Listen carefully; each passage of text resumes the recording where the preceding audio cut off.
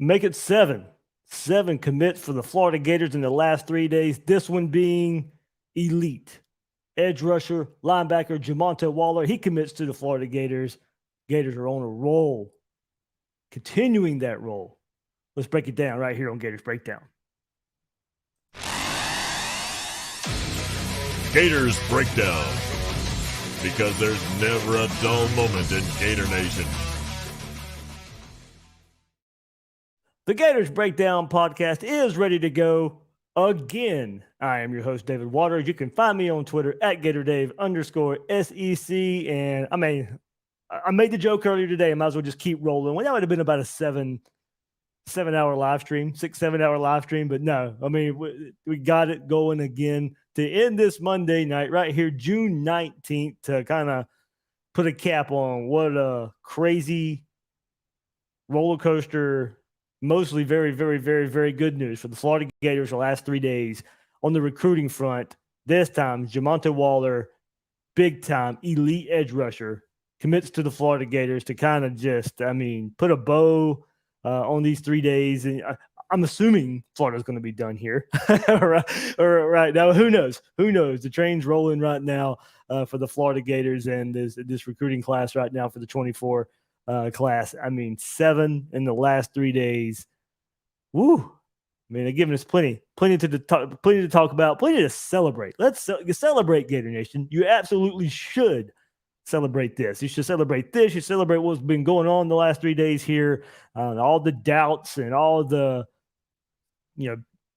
complaints about the recruiting and where it was going. No more right now. No more. We'll get into it, what this means for Florida's class right now. Of course, we got to keep all these guys, but right now, enjoy it for what it is. Enjoy it for what it is right now. And the Florida Gator actually being the talk of the college football recruiting world right now, and what Billy Napier's been able to do over these last 7 days. The staff, what they've been able to do over these last over the last 3 days, what they've been able to do. So we'll get into it, what Waller means, and just type of athlete Florida's getting right here, but big time pickup. Like, subscribe. We'll get into it. Hit that like button. If I go back and look at it, I know we said we set the like. I said let's set the like record a couple of episodes ago when we had that flurry of commits the other night. That video ended up getting 590. That's where that one sits at now. So can we break 590? I'm sure that one will get a little bit more. That one will still keep going, but can we get 600 likes on this one? So we'll see. We'll see. Hit that like button. Subscribe if you haven't done so yet. We've been busy right here on Gators Breakdown. Your support goes a long way. I try and throw all these episodes out at you guys. I have fun doing it. I have fun bringing it to you, especially when we get to talk about stuff like this. It's been rare. It's been that we've had this opportunity to talk about football like this and recruiting like this. Let's enjoy it. I'm going to enjoy it. So like, subscribe if you haven't done so yet. Join Gators Breakdown Plus. All that conversation going on there. Commercial-free episodes. Link is in the description. And all right, let's get to it. Gator Nation, we got to commit this one, of course, putting a cap on a great run these last few days. Jamonto Waller, you see it right there. This is the type of player you're getting right here from the state of Mississippi. A 4-star on the 24/7 Sports Composite, a 4-star on the On3 industry rankings as well. He is the 71st overall player on the 24/7 Sports Composite, 7th ranked edge player. On3 industry has him as a linebacker, 61st overall, and 7th ranked linebacker. Now, it's weird. If you look at the On3 industry rankings, they have him a little higher than 24/7 Sports Composite. Also, On3 sole rankings, On3's own rankings, they don't even rank him. He's not even ranked on the On3 rankings. So if that comes around, you would assume his ranking is going to be even higher. He's going to jump up even higher. The On3 ranking holding him back a little bit, holding him down in these rankings a bit. So we'll see if that changes. For whatever reason, he's not ranked on On3, but I think 24/7's own rankings has him as a 5-star. I believe ESPN has him as a 5-star. So this is it's not really all over the place except for On3 just not ranking him at all. So 4-star, 5-star type of player here. We'll see if On3 comes around and updates their rankings. If they do, you might see Waller jump up even more. But I mean, this looked like to keep going and how important this is, he's the fifth highest player in the class of 2024 right now. That's the type of pickup this is. A top 5 player in the class right now behind DJ Lagway, Xavier Filsaime, Darius Hayes, and Miles Graham. It looked like Ole Miss was a team to beat here. Penn State felt good at some point as well. But Florida having fellow Mississippi player Kanan Daniels was a huge, huge plus here. Good friends with Jamonto Waller. I was hearing some good things last week going into this visit. Glad to see all that come to fruition a bit. But he was originally planning to commit on August 26th. That's what he said coming off of his visit this past weekend in Gainesville. He was going to wait till that August 26th day on his birthday. No more. No more. Right here on this Monday, day after he leaves Gainesville on Sunday, all those exit meetings, he probably committed to the staff over the weekend anyway. Glad to see the staff, kind of just fast forward this a bit. Let's not wait till August 26th. Mike Peterson, Austin Armstrong going a long way here. I know Peterson, I know we've all been waiting on that, right? For him to pull in one of these big-time edge prospects. Jamonta Waller now commits to the Florida Gators. Mike Peterson, Austin Armstrong, Billy Napier getting it done right here for the product from Mississippi. So he finished his junior season with 106 tackles, 24 tackles for loss, 11.5 sacks, 1 interception, 1 forced fumble, 2 fumble recoveries. One more time. His junior season last year, 106 tackles, 24 tackles for loss, 11.5 sacks, 1 interception, 1 forced fumble, 2 fumble recoveries. He'll line up on the edge with his hand in the dirt. He flashes speed. He moves to get by those offensive tackles. And just his first couple of highlights, you can see it. He shows the ability to get by with that speed, includes swim moves, the ability to show outside, then shift inside of the tackle, playing a quarterback, moving around in the pocket. He'll keep him in contain, and then eventually gets the sack. Shows that while making a hard hit on the quarterback. But what really jumps off is just the speed to get to the quarterback. I mean, it is relentless. He is relentless, and really just must be accounted for in every pass rush situation right here for Waller. So I really like his ability to know, when to go and when to show patience. He's sudden, has an unbelievable change of direction. He can stop and reset his path with zero hesitation, zero loss in momentum. Those are the things that just really, really pop out to me when you look at his highlight film. He shows great use of his hands for a high school player to disengage from the offensive line. It certainly helps him chasing down plays in the backfield as well, being able to disengage. And it's interesting, to see how Florida is going to use him with either his hand in the dirt, standing up as an edge rusher, maybe pushing back to linebacker a bit as well.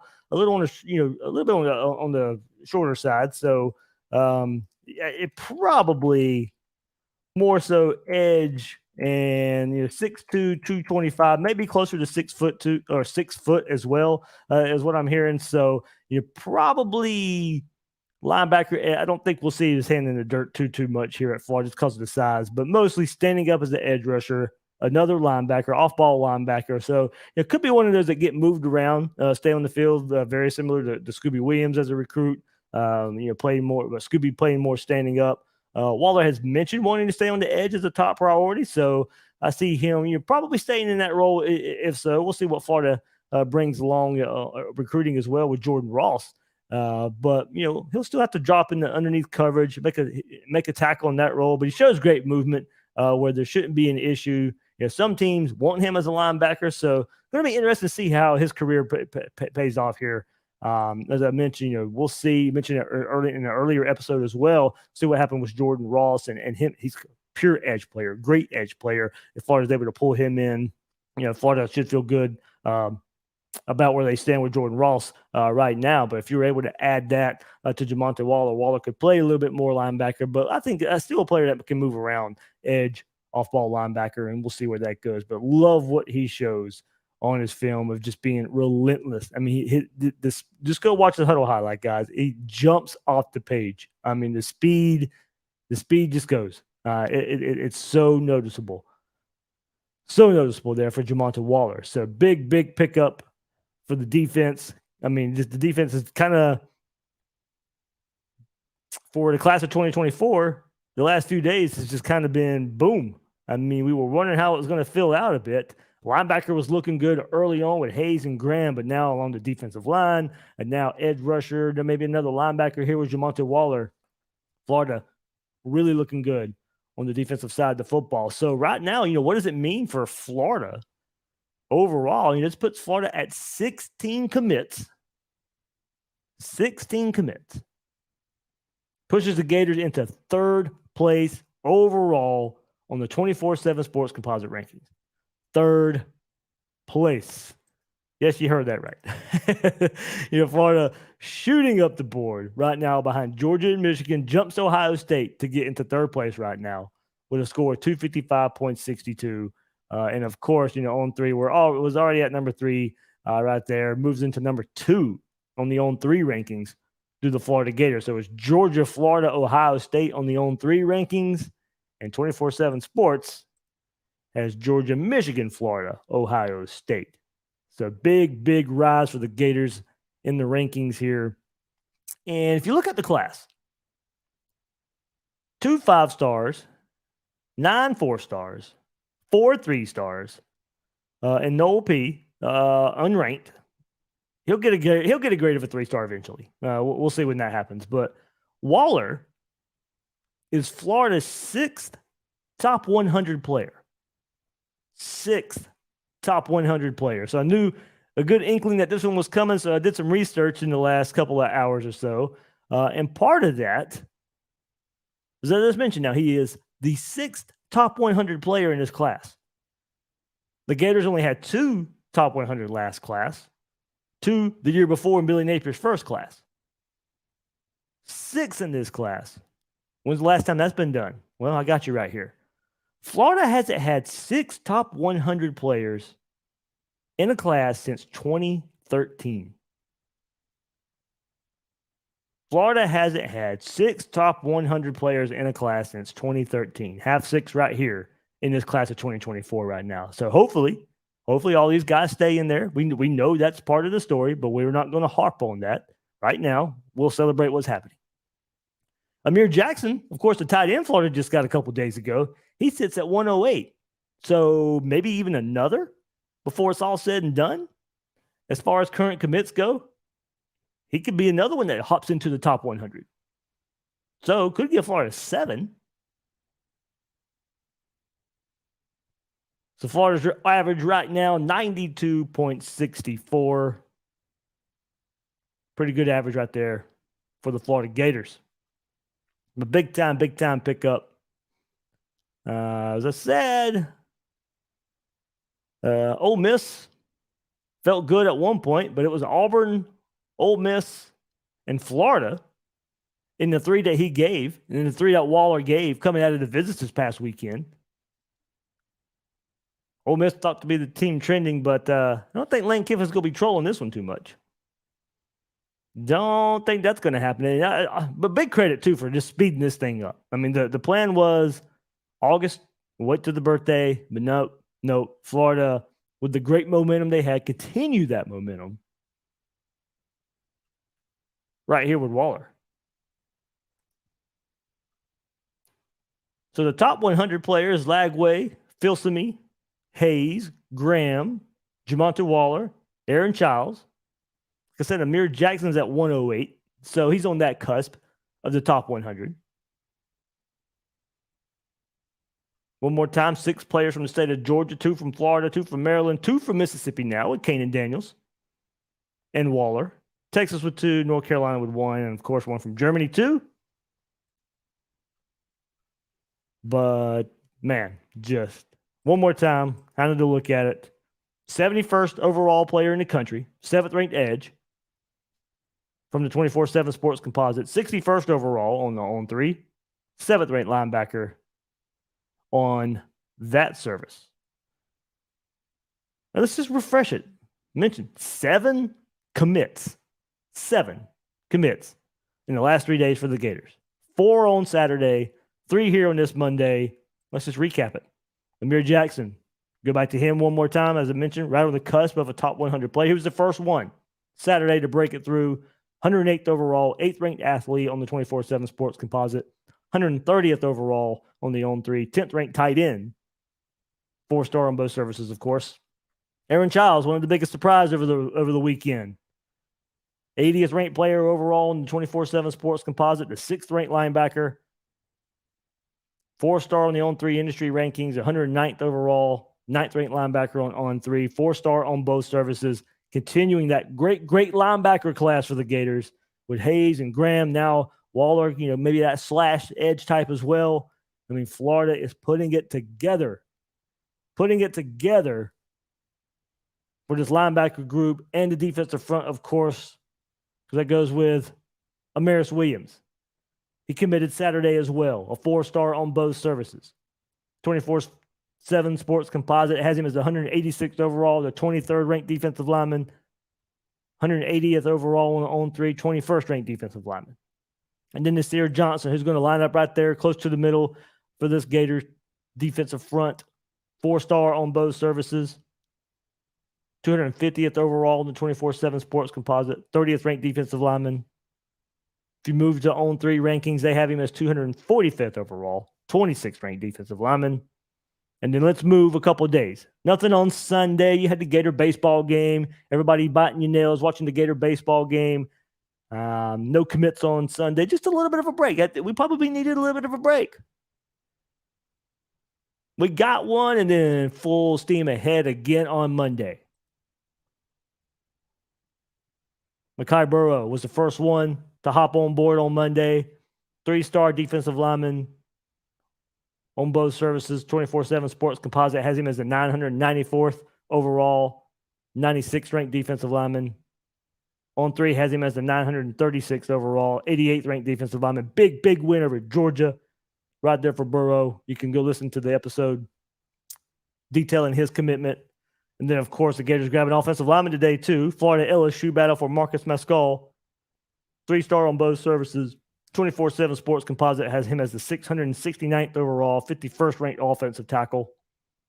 On3 industry rankings, 612 overall, the 40th ranked offensive tackle is Marcus Mescal. Then, of course, Jamonta Waller rounding it out. 4-star both services, 71st overall, 7th ranked edge on 24/7 Sports.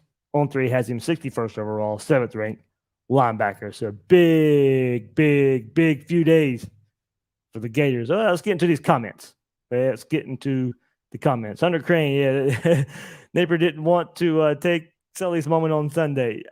Hey, that's not far-fetched. That conversation actually did go on a little bit, I believe. So you're not you're not too far off with that one. So Brandon McStay says it's great to be excited, but Florida should be this all the time, every year. No excuses. Finally, we have a coach that takes recruiting talent seriously. Brandon, absolutely, man. This is. Did we harp on recruiting a lot? Yes. Did we get slammed a little bit with the last half for taking it too serious? Yeah, we probably did. Well, it played out, and we saw why. It did. This is the way it should be. Every summer, all these visits, and look, this is a new timeline for recruiting right now. With early signing day, summer, June is so important now. Of so many guys want to get it done before the season because early signing day doesn't give that time after the season anymore, like the February signing day did. So the guys want to have the decision before the season now, since they can't do much after the season, since that signing day is so butt up against a season now. They want these decisions earlier. I believe I saw most of the top players. EH on Twitter posted it there today. I believe the top 100, nearly 40, it's like 40-50% already made their decisions. So yeah, this is the new timeline, and this is the way it should be every year. As you said, no excuses. They knew this getting into it. They knew what they had to fix. And hey, they're taking it serious, like you said. And we're seeing the results of that.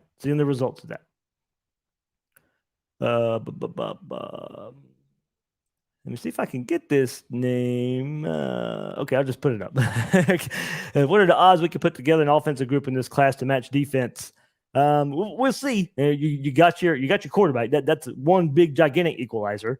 I like Kanan Daniels at running back, and losing Chauncey Bowen stings a bit. We'll see what Florida does for another running back. receiver. Unless you get Jeremiah Smith, I think the defense is going to be ahead of the offense. I don't really mind that right now till we see this defense on the field and play better. That has been the weakest link of this Gator football team. So I have no issue with Austin Armstrong and Billy Napier, and let's go. Let's go fix that side of the ball. But we know you need both. But getting that quarterback is so important with that. Offensive line, we're still. I talked about that earlier today. Still waiting for the big name offensive lineman, but you get the size you want. 3 commits right there for the Gators moving forward. Wide receivers, like I said, unless you get Jeremiah Smith, as far as matching talent, you're probably not going to get it. I think you can get some good receivers out there. Talked about that earlier in another episode as well. So not to repeat myself too much, but just did discuss that. Yeah, I don't know if it'll match it. In a way, it does, just because you got your 5-star quarterback and he's the leader of the class. He's the top-ranked player of the class. So you weigh that heavier just because of having that quarterback. So I do think because of that, and where you have DJ Lagway and just the importance, the ever so importance of a quarterback spot, it's closer just because of that. Just because of that. Let's go. Wicked Fresh, says Phil Smith says he's shutting his recruitment down. That's another thing. Most of these recruits have shut their commitment down. Now, we did see a Darius Hayes visit Miami over the weekend. For now, I don't think it's anything to worry about. You still would rather not see it, but he said on Twitter he was going to take his visits. So hopefully nothing comes of it. But I still like where Florida is on that. Brian Gardner brings up a good point. About a year ago, Billy Napier's open letter last summer was dated 6/24, June 24th. He said, "I'm not doing that again. I'll recruit instead." Oh man, I kind of forgot about that open letter. And from everything I could gather now, it did time out where there was, so there was a little bit of a bumpy road in recruiting around there. That letter was coming out anyway, from what I remember. I kind of forgot about that open letter. Oh man, have to go back and find that. Dave, your thoughts on Chris Jones? Seems linebacker room is full now. Now we'll see. I did talk about that in one of the previous episodes. When Childs committed, and what my thing, what would he think? Does he want to come in now with Waller as well, who can? Chris Jones is more a different. He would be a different type of linebacker anyway. I still think I do want to ask around to see Florida's angle on this, but maybe even looking at it from his side of things, would he want to come in with this many linebackers? I think is a question we can ask ourselves as well. I mean, the class was already good with Graham and Hayes, and then it got so much better with Childs. I mean, it's an historic class for this linebacker group for Florida. And then, like I said, Waller too, being able to play some linebackers. So, yeah, I mean, I'd love to have him. Of course, it's a Florida Georgia battle. You'd love to get one more over him. I think he's a really good player as well. But does it make sense? Does it make sense from the Florida side? Does it make sense for his side? So I think that's one way of looking at it. I don't know. I'd absolutely take him. As I said, defense needs to be fixed, and linebacker, didn't recruit it well numbers wise last cycle. So you probably can use some numbers at the same time. So I'd go for it, but I would not fault him or Florida if they just moved on. Just because of what you have. It's a really, really, really good class anyway. All right, let's see. Boom, boom, boom. Brandon McStay, Florida filled out the defensive line and secondary the pass class, and now filling it with linebackers and edge rushers. Going to be scary in 2025. Lots of talent. Yeah, you're right. You mentioned you had that big class with Jakeem Jackson, Sharif Denson, Dijon Johnson, Jordan Castell, Bryce Thornton. I think I got them all there off the top of my head. Excuse me if I didn't, but hold on, I got it pulled up right here. So we'll see if I forgot one. I think I did pretty good there, coming off the top of my head. Let's see, defensive back. Hey, yep, there's a number of 5. I think I got them all. Jakeem Jackson, Dijon Johnson, Jordan Castell, Sharif Denson, Bryce Thornton. There we go. I got them all. Yeah, really good defensive back class last cycle. Jakeem Jackson's getting rave reviews here in the offseason. I'm ready to see him get on that field, see what he can do as a true freshman. And then, of course, defensive line with Cameron James and Kelby Collins. I really like what they brought, what they bring to the table as well. I mean, yeah. Will Norman, of course. Yep. I was making sure I wasn't forgetting somebody there, too. All these names flying through right now. Kelby Collins, Cam James, TJ Searcy, of course. I think staff's really, really excited him at edge. He was the one pure edge rusher Florida brought in the last cycle. So I think they can be excited about him, Gavin Hill as well. And you're right, so at more edge rushers, linebackers this go around for the Gators. But yeah, I like what they were able to do on the defensive line last time and how they're doing it this time as well. Getting some size this time. Yeah, like the Nature Gator says, Chris Jones plays inside linebacker position in need. Yeah, I mean, you got Graham can play that. Giles, we'll see. We'll see how it fits up. I think he is a different style. I would like to see. I'd still like to see him in the class. All right, let's see. I'm trying to catch up, guys, right here.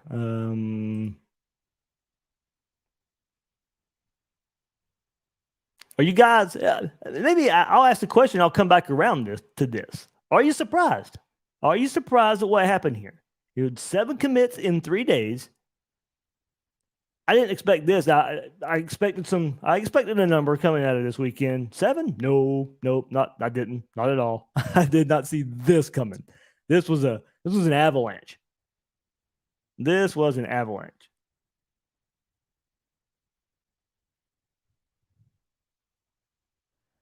David Taylor says bringing in these guys is one thing. Winning games with them is a whole different ballgame. Yep, sure. Recruiting does not mean you will win, but you're not winning. You're not winning without it. That's been my statement the whole time. So, and hopefully we get to see some development of this. I'm hoping it works out for Billy Napier bringing in a class like this, and he gets to bear the fruit of this recruiting.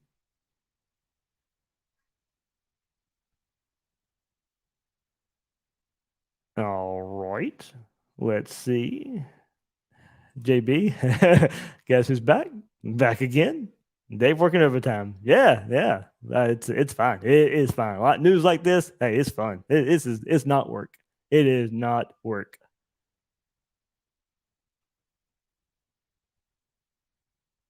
Andy Thurston says I did bring this up, but we probably should clear it up. Fantastic pickup. Love this kid, but question: do we move on from Jordan Ross to try to get both? Oh no, yeah, Florida is still going to pursue Jordan Ross.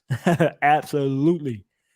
Stack the talent, and plus, as I said, more of pure edge rush with Jordan Ross. And now Waller can move around a bit. I think he can play edge. He can play edge pass rusher in certain situations, off ball linebacker and others. So Ross, though, yeah, you'd want him as a pure pass rusher. All right, there we go. Now we'll go back to the question. Let's see if somebody answered that there. So were you surprised or not? Brendan McStay says, I expected Florida to make some noise this class, but they're hitting haymakers right now. Great talent brings in great talent. There you go. That's been one of the stars want to play with stars. I've kind of always said it that way too. Now, still waiting.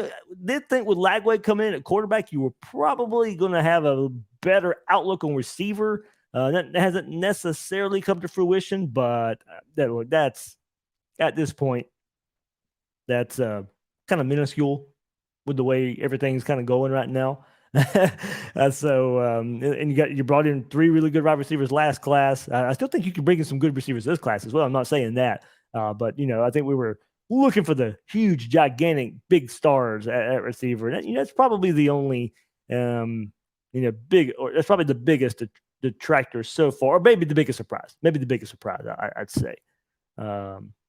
Gump, RN, RCLT, I'm surprised. Proud of the staff. Captain Tripp says he's surprised.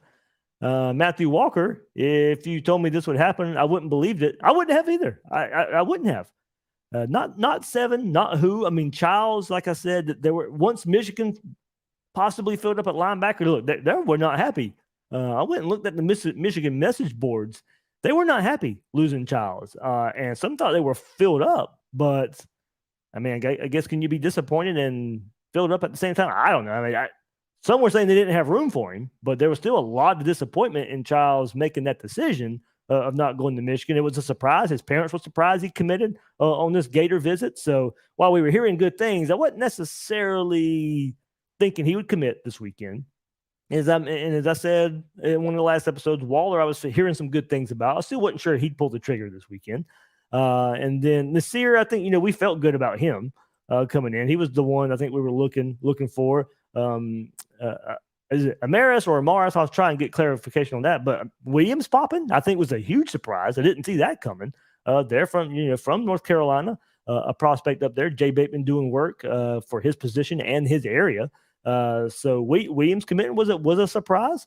Mascall, as we said, guys, was an LSU lean. I mean, if you would have asked me last Thursday, Friday, Marcus Mascall was going to be an LSU Tiger. So yeah, this flipped big. I expected a few out of this weekend. I did not expect 7. So yeah, absolutely. If you would have told me this would have happened, I wouldn't have believed it just because of the surprises you got out of this. So yeah, to me, I asked you guys. Look, it was a surprise for me too. I should not have left that out. It was a surprise for me. Boom. Let's go. Louis Cobos brings up a good point. I tweeted this and put it on YouTube earlier. You guys may have seen it. I'm not sure yet. He goes, I am surprised. I think the Rashada Simmons saga just lit a fire in Billy Napier's heart. I'm liking the new cutthroat approach. Look, I have said, my biggest complaint, and I'm full, you guys could probably tell, I'm still a full-fledged Billy Napier supporter in what he's doing. But my biggest complaint so far had been maybe a sense of urgency. A little more aggressive in the transfer portal I'd like. I get what he's doing. And don't get me wrong, there's been some misses there. So there has been a plan to attack it just a bit. It hasn't worked out. Maybe a more sense of urgency there, and maybe more sense of urgency dealing with NIL, all that stuff last cycle. But still fully supported with what he was doing, building his vision. And then, of course, the storylines, the Rashada, and of course Simmons this past week. But I did put out there on social media, all the other places. You remember, guys, when the Jaden Rashada saga happened, and we were told this is going to be a death knell for Florida. This is going to be a death knell for their recruiting. This is going to be a death knell for their NIL efforts. We are sitting here in June, and Florida has the number 2 and number 3 classes in America. I don't think it hurt. I said it wouldn't hurt. I thought the staff would be able to overcome that. And it would be something they had to overcome. And I don't think I was putting orange and blue glasses on at the time. I did not think it was going to hurt Florida because of what I was hearing going on behind the scenes and all the processing and the process of Billy Napier and how he works. That's why I didn't think it was really necessarily going to hurt Florida all that much. But the national narrative out there was going to be, hey, NIL at Florida is a mess. They can't get it fixed. It's going to hurt them down the road. No, that's still working on it, of course. A lot of big changes. Big thanks to Florida Victorious and all the efforts from all the people involved there of getting it straight and getting it straight fast. But no. That was a national narrative that I think too many people latched onto, and no, it did not. Mr. Bird, after this commit, what's your percentage we land Jeremiah Smith? I still say 60-40 Ohio State. I gotta maybe see more. Like I said, I think Florida's in it more than people want to give them credit for, but that's the one I gotta see to believe. Oh man. But yeah, Hunter Crane brings up a good point. Go watch one of the last videos. It did go over a whole lot of targets of landing in coming days, coming weeks. Good stuff. Big thanks to EH as well from the Gator, from the Florida Victorious message boards, helping out with a lot of his info at the same time. All right.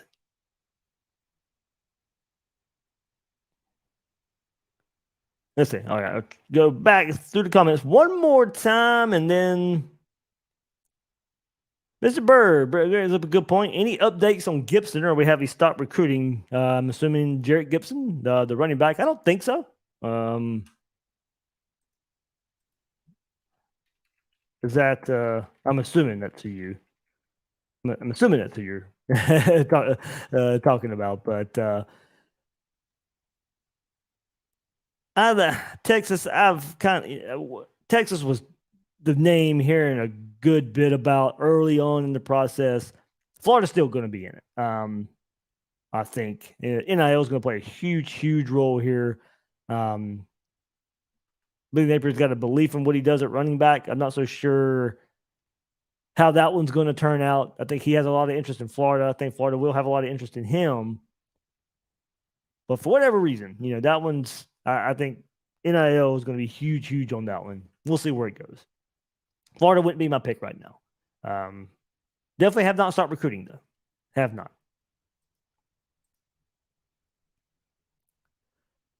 Brandon McStay, Napier, a calculated type of guy. Once he gets his formula set and ready to go, it's a train ride that won't stop. You see it at Louisiana. That is we saw his process at Louisiana. Now it is going to be different in the SEC, but a little bit of a slow first year. Turn it on year 2 and got it going. Now year 2 probably going to be a little more difficult here at Florida. We'll see what he brings to the table this fall as far as win-loss record, but it could be the same type of approach of not necessarily instant success, but putting the foundation together for sustained success. That's the way we have, hope it plays out here. Hunter Crane does bring up a good point. Got to give, and he doesn't get a lot of it, so we'll see. Got to give Scott Strickland some credit for 2. Basketball, football recruiting seem to be doing very well.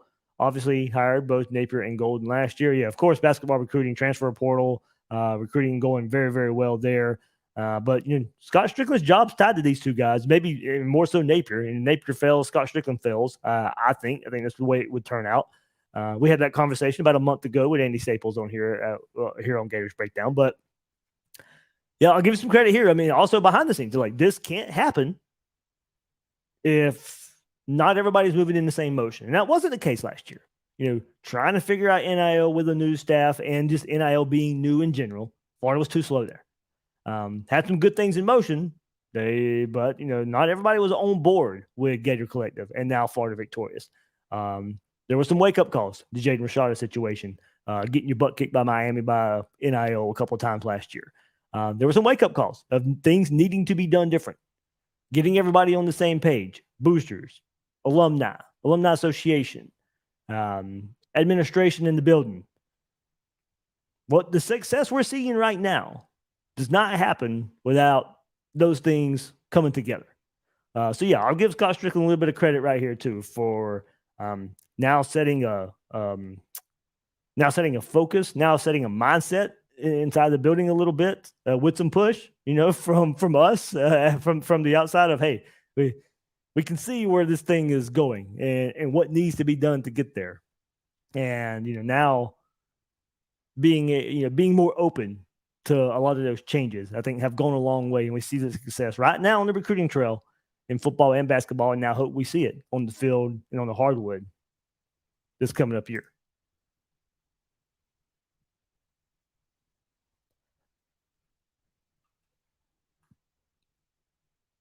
Okay.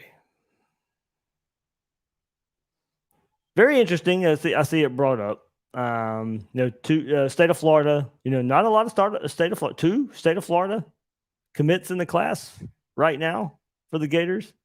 That is kind of odd, very odd. I just don't, Darius Hayes, Isaiah Williams, there's your 2 that are in this class. We'll see. We'll see where it goes from there. Some defensive linemen, some DBs in play for Florida here in the state. So we'll see where that one goes. Let's see. I'll give last 2, and then I'll get off here. Brandon McStay asked, how much do you think Armstrong is getting into these defensive guys? His energy is noticeable. It's contagious. I do think there's an effect here. I think Austin Armstrong does have that infectious personality that he brings to the table, and I think he can sell a vision. I think he's got that. He's got that personal attitude, kind of down home, good boy attitude a little bit. So, it is funny you don't hear a whole lot about it. But I think results kind of speak for themselves too. It can't. Jay Bateman's doing an awesome job, a great job. But you got a defensive coordinator too here. That if these players don't want to play for the defensive coordinator, that would be an issue. I do think the reviews there is probably pretty good. I'll dive in. I'll ask around. a little bit because reading all the articles and stuff that come out. You hear his name brought up and all that, but not really in depth to go along with that. So I'll ask around and see if I can get some more on that. And then who do you think will land next? That'd be the last one from Markel Maben. If I had to pick somebody, I'd probably say Teddy Foster, the cornerback, named Florida, his leader coming off this weekend's visit. Miami, he's coming back to campus this week. Miami visit coming up this weekend. I think he's a candidate to come next there. He's picking up steam, though. I mean, that could slow it down a little bit. I did talk about this last episode. He's picking up steam in the recruiting world. So we'll see. Does he slow it down with more interest being brought his way? We'll see. But if I had to pick somebody, Teddy Foster, or just to have some fun, Dre Hawkins, the wide receiver from IMG. He'd be another one. He'd be another one I'd go for as far as the next ones to commit. All right, guys. Man, marathon, right? I tell you what, after Saturday, after today, yeah, a little tired, but it's a good tired. I mean, this is why we follow it. This is why I do it. I'm glad you guys are right here. Smash that like button one more time. I mean, I don't know if we'll ever have a run like this again. I mean, this was Urban Meyer-esque here, but 7 in 3 days, in a 3-day period, but basically 7 in 2 days, with 4 being on Saturday, 3 being today. I don't know if we'll see that again. I mean, that's something. That was something to behold. It was so exciting. I mean, I know if you guys are like me, refreshing Twitter, checking your messages, checking your text message, all that stuff. I mean, it was by my phone just because I didn't know. I didn't know when it was going to stop. Hopefully the thing continues on. Get the class mostly built before the season starts. Hang on to it through the season. So got a lot to look forward to. And this was a fun few days here. So. All right. Some more questions come in. I know some of that I have answered on other videos that put up today. One of the last ones with the Mascal commitment did go into recruiting a bit more with some other targets that you guys are asking about right there in the chat. But all right, that will do it for this episode of Gators Breakdown. I am your host, David Waters. You can find me on Twitter at GatorDave_SEC. Guys and girls out there, thank you for joining me on this episode of Gators Breakdown.